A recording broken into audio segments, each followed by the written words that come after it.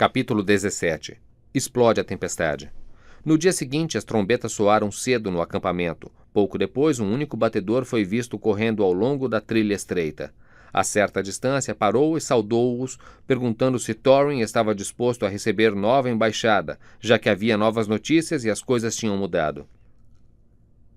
Com certeza é Dain, disse Thorin, ao ouvir aquilo. Tiveram notícias de sua vinda. Achei mesmo que isso alteraria seus ânimos.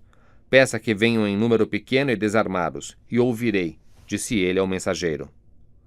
Por volta do meio-dia, viram-se as bandeiras da floresta e do lago avançando novamente.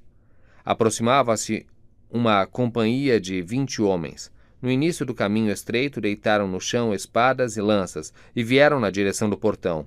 Os anões viram que entre eles estavam também Bard e o rei élfico, à frente dos quais um velho envolto em capa e capuz carregava um cofre de madeira guarnecido de ferro. "Salve, Thorin", disse Bard. "Ainda continua com a mesma opinião?"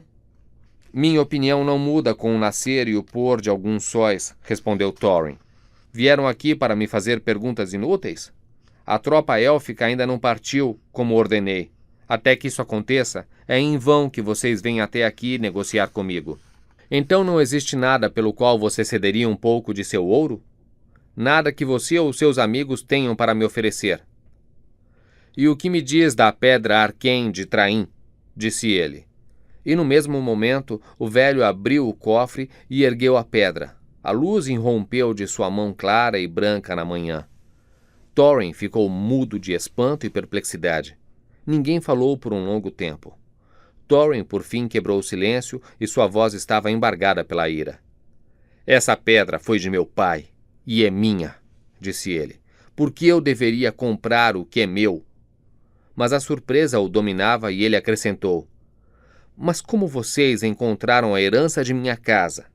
Se é que há necessidade de fazer tal pergunta a ladrões." "Não somos ladrões", respondeu Bard. "Dá-lhe-emos o que é seu em troca do que é nosso." "Como a encontraram?", gritou Thorin numa fúria crescente. "Eu a dei a eles", guinchou Bilbo, que estava espiando por sobre a muralha terrivelmente apavorado. "Você? Você?", gritou Thorin, virando-se sobre ele e o agarrando com ambas as mãos. "Seu hobbit miserável! Seu nanico! Ladrão!", gritou ele, mais palavras, e chacoalhou o pobre Bilbo como se fosse um coelho. "Pelas barbas de Durin! Queria que Gandalf estivesse aqui. Maldito seja ele por ter escolhido você. Que suas barbas fiquem secas. Quanto a você, vou jogá-lo às pedras", gritou ele, erguendo Bilbo nos braços. "Pare! Seu desejo foi realizado", disse uma voz. O velho com o cofre jogou de lado o capuz e a capa. "Aqui está Gandalf. E já chega tarde, ao que parece. Se não gosta do meu ladrão, por favor, não lhe faça mal. Ponha-o no chão e escute primeiro o que ele tem a dizer." "Vocês todos parecem estar mancomunados", disse Thorin, soltando Bilbo no alto da muralha. "Nunca mais terei negócios com magos ou seus amigos. O que tem a dizer, descendente de ratos?" "Céus, céus", disse Bilbo. "Tenho certeza de que tudo isto é muito incômodo. Você deve se lembrar de ter dito que eu poderia escolher minha 14ª parte do tesouro. Talvez eu tenha entendido muito ao pé da letra. Disseram-me que os anões algumas vezes são mais educados nas palavras que nas ações. Mesmo assim, foi quando você parecia achar que eu tinha sido útil. Descendente de ratos? Pois sim. É essa a gratidão sua e de sua família que me foi prometida, Thorin. Considere que dispus de minha parte como quis. E deixe as coisas como estão." "Vou fazer isso", disse Thorin ríspido. "E vou mandá-lo embora, e que nunca mais nos encontremos de novo." Então virou-se e falou de sobre a muralha. "Fui traído", disse ele. "Estavam certos quando pensaram que eu não me esquivaria de resgatar a Pedra Arquém. Estavam certos quando pensaram que eu não me esquivaria de resgatar a Pedra Arquém, o tesouro de minha casa. Por ela darei 1/14 do tesouro em ouro e prata, deixando de lado as pedras. Mas essa será considerada a parte prometida a este traidor. E com essa recompensa, ele partirá, e vocês podem dividi-la como bem entenderem. Ele ficará com bem pouco, não duvido. Levem-no, se quiserem que ele viva, e minha amizade não o acompanha. Desça e vá para junto de seus amigos, disse ele a Bilbo, ou vou jogá-lo lá embaixo. E o ouro e a prata? Perguntou Bilbo. Seguirão depois, como for possível combinar, disse ele. Desça. Até então ficaremos com a pedra, gritou Bard. Você não está fazendo muito bela figura como o rei sob a montanha, disse Gandalf. Mas as coisas ainda podem mudar. Podem mesmo, disse Thorin. E tão grande era o fascínio do tesouro sobre ele, que já ponderava se, com a ajuda de Dain, não conseguiria resgatar a Pedra Arquém sem entregar a parte devida da recompensa. E assim Bilbo desceu da muralha, e apesar de seus cuidados, partiu sem nada, exceto a cota de malha que Thorin já lhe dera. Vários dos anões sentiram em seus corações pena e vergonha ao vê-lo partir. Adeus, gritou Bilbo para eles. Podemos ainda nos encontrar como amigos.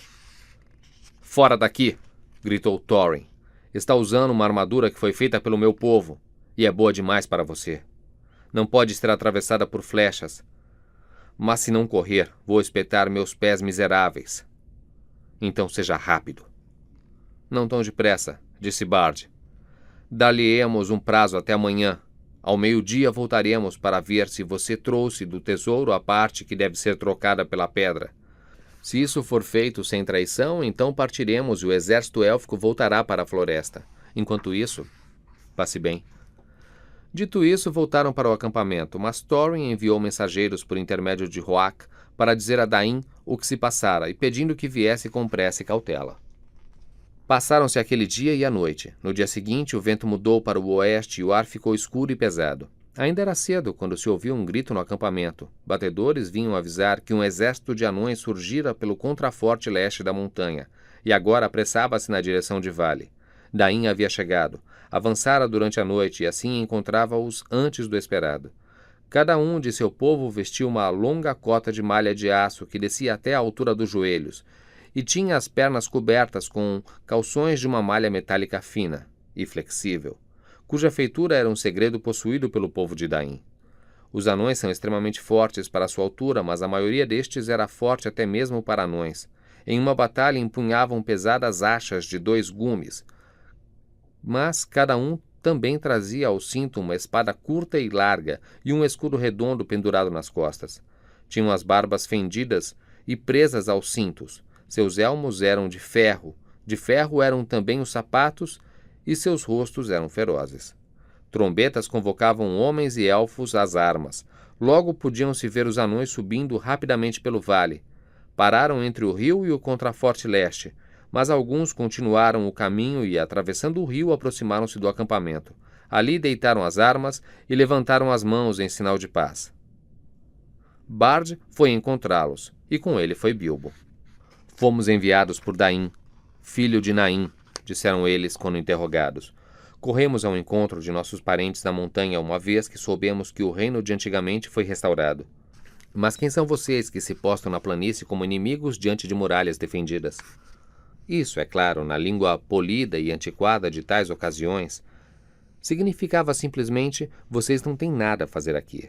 Vamos avançar, portanto afastem-se ou lutaremos com vocês. Pretendiam avançar por entre a montanha e a curva do rio, pois aquele trecho estreito não parecia estar fortemente guardado.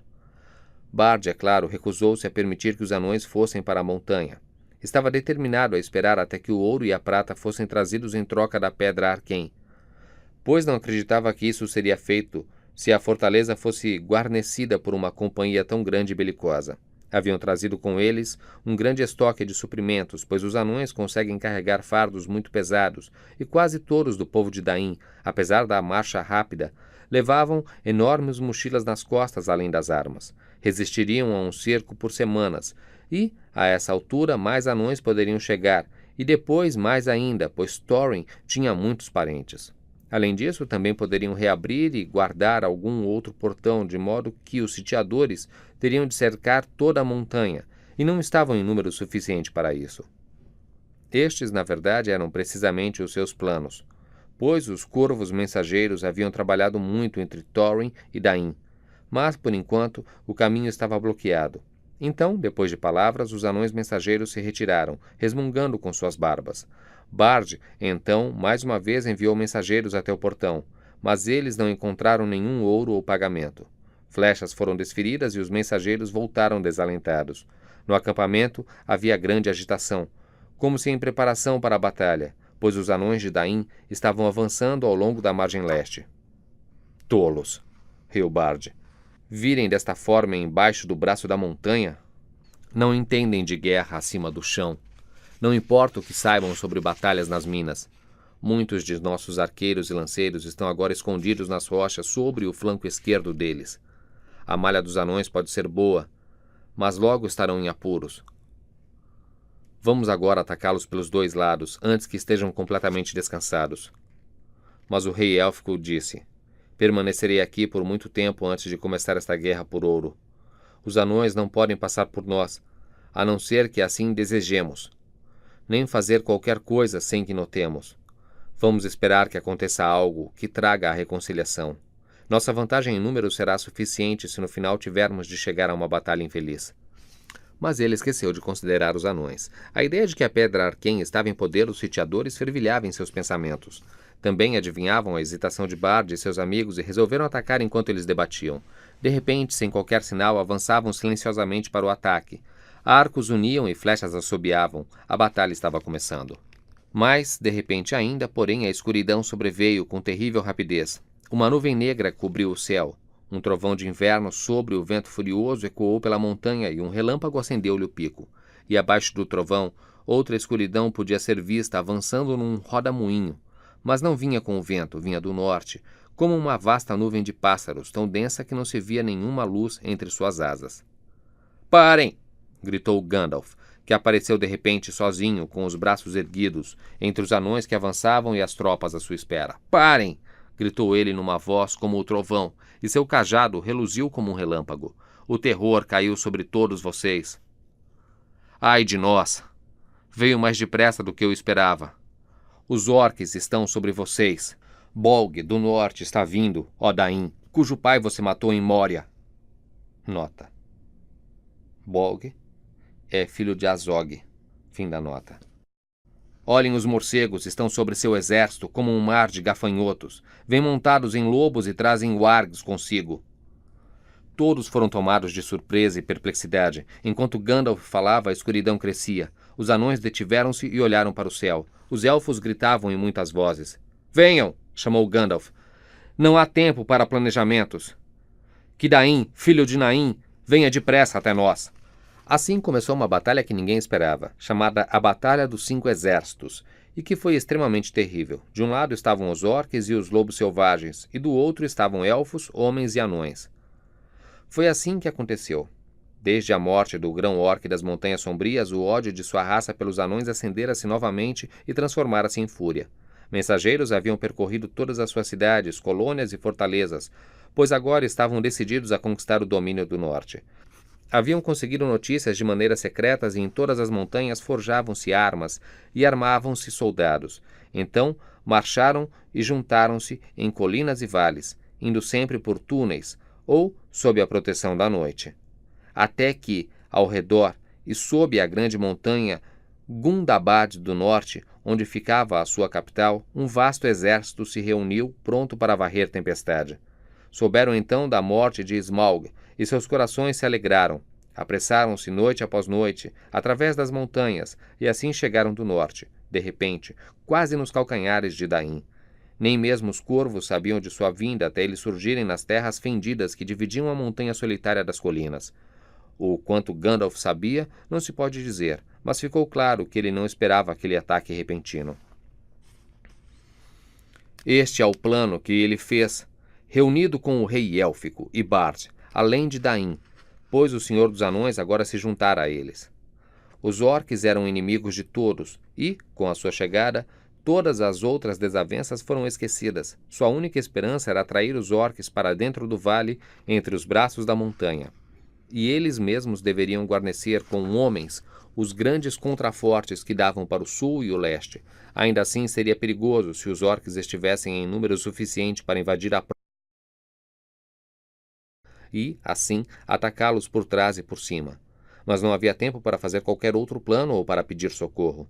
Logo a trovoada passou, voltando-se para o sudeste, mas a nuvem de morcegos veio, voando baixo por sobre a saliência da montanha, rodopiando acima deles, vedando toda a luz e enchendo-os de terror. "Para a montanha!" gritou Bard. "Para a montanha! Vamos tomar nossos lugares enquanto ainda há tempo!" No contraforte sul, nas encostas mais baixas e nas rochas aos seus pés, ficaram os elfos. No contraforte leste ficaram homens e anões, mas Bard e alguns dos homens e elfos mais ágeis subiram até o topo da saliência ao leste para ter uma visão do norte. Logo puderam ver as terras adiante do sopé da montanha enegrecidas por uma multidão que corria. Em pouco tempo, a vanguarda contornou a extremidade do contraforte e invadiu Vale.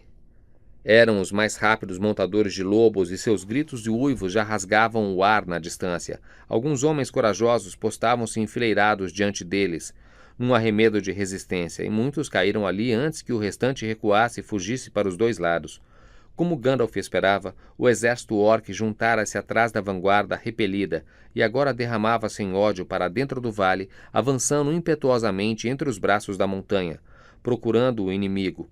Seus estandartes eram incontáveis, negros e vermelhos, e eles avançavam como uma onda furiosa e desordenada. Foi uma batalha terrível, a mais apavorante de todas as experiências de Bilbo, e que naquele tempo mais odiou, o que quer dizer que, muitos anos depois, tornou-se a aventura de que mais se orgulhava e a que mais gostava de recordar, embora sua presença tivesse sido totalmente irrelevante. Na verdade, posso dizer que ele colocou o anel no início de tudo e desapareceu de vista, se bem que não de todo o perigo. Um anel mágico daquele tipo não é proteção completa num ataque orc, nem evita flechas e lanças, mas ajuda a sair do caminho e evita que a sua cabeça seja especialmente escolhida para um golpe avassalador de um espadachim orc. Os elfos foram os primeiros a atacar. Seu ódio pelos orcs é frio e amargo. Suas lanças e espadas brilhavam no escuro com um clarão de chama fria. Tão mortal era a ira nas mãos que as empunhavam. Assim que o exército dos inimigos estava apinhado no vale, enviaram contra ele uma saraivada de flechas, e cada uma brilhava no ar, como se acesa com agulhas de fogo. Atrás das flechas, 1000 de seus lanceiros desceram e atacaram. Os gritos eram ensurdecedores, as rochas ficaram negras com o sangue dos orcs. No momento em que os orcs estavam se recuperando do ataque e o avanço dos elfos cessou, um rugido grave ecoou atrás do vale, com gritos de "Moria!" e "Dain! Dain!"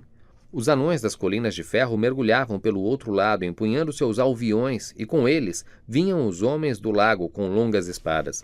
O pânico tomou conta dos orcs, e mal se viraram para enfrentar um novo ataque, os elfos atacaram outra vez com um contingente renovado. Muitos dos orcs já fugiam pelo rio para escapar da armadilha, e muitos de seus próprios lobos voltavam-se contra eles, despedaçando os mortos e feridos.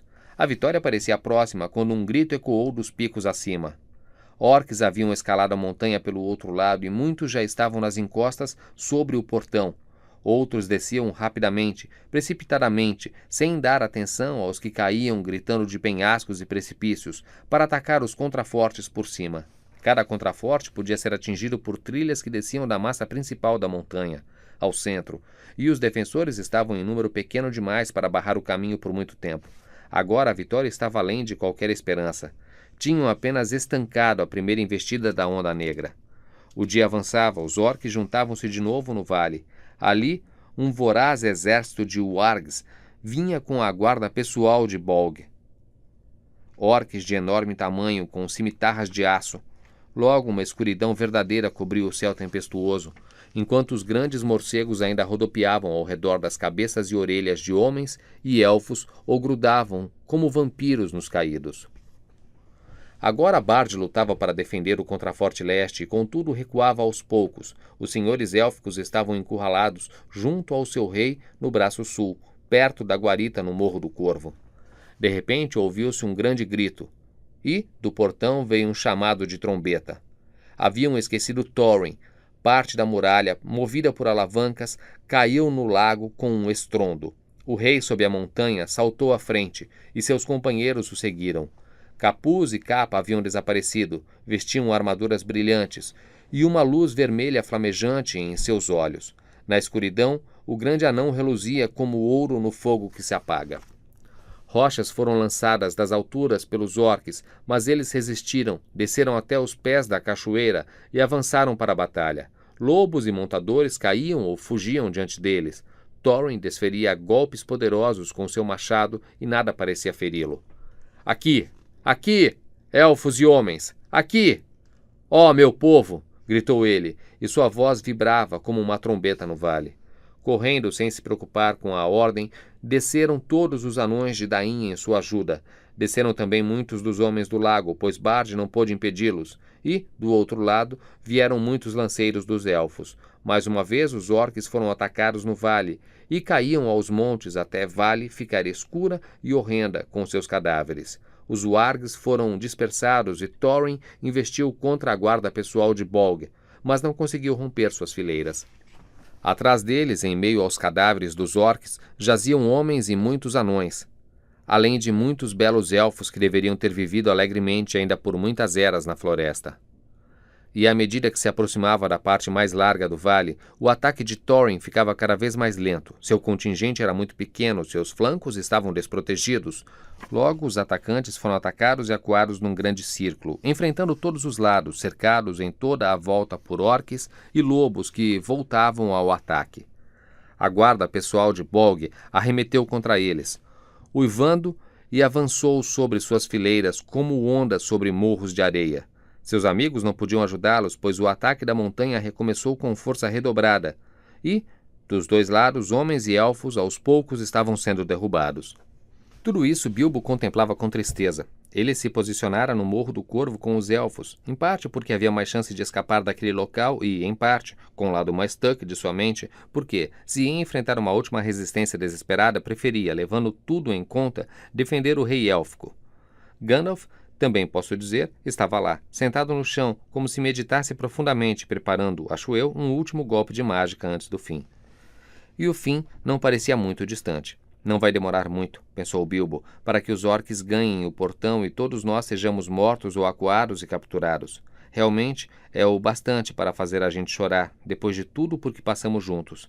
Eu preferia que o velho Smaug ficasse com todo o maldito tesouro, não ver essas criaturas vis apossando-se dele, e o pobre Bombur e Balin, Fili e Kili, e todo o resto perto de um fim trágico. E Bard também, e os homens do lago, e os alegres elfos. Que desgraça! Ouvi canções de muitas batalhas e sempre entendi que a derrota pode ser gloriosa. Parece muito incômodo, para não dizer desolador. Gostaria de estar longe de tudo isto. As nuvens foram rasgadas pelo vento e um pôr de sol vermelho cortou o oeste. Vendo o brilho repentino na paisagem sombria, Bilbo olhou em volta, deu um grito forte, tivera uma visão que fazia seu coração pular. Vultos escuros pequenos, mas majestosos, contra a luminosidade distante. As águias! As águias! Gritou ele. As águias estão chegando! Os olhos de Bilbo raramente se enganavam. As águias estavam descendo com o vento, fileira após fileira, num exército que devia reunir todos os ninhos do norte. As águias! As águias! Gritou Bilbo, dançando e acenando com os braços. Se os elfos não podiam vê-lo, podiam ouvi-lo. Logo, suas vozes juntaram-se ao grito que ecoou através do vale. Muitos olhos curiosos voltaram-se para cima, embora não se pudesse ver nada, exceto das saliências ao sul da montanha. As águias! Gritou Bilbo mais uma vez, mas naquele momento uma pedra veio rolando de cima, bateu com toda a força em seu elmo. Ele caiu com estrondo e perdeu os sentidos.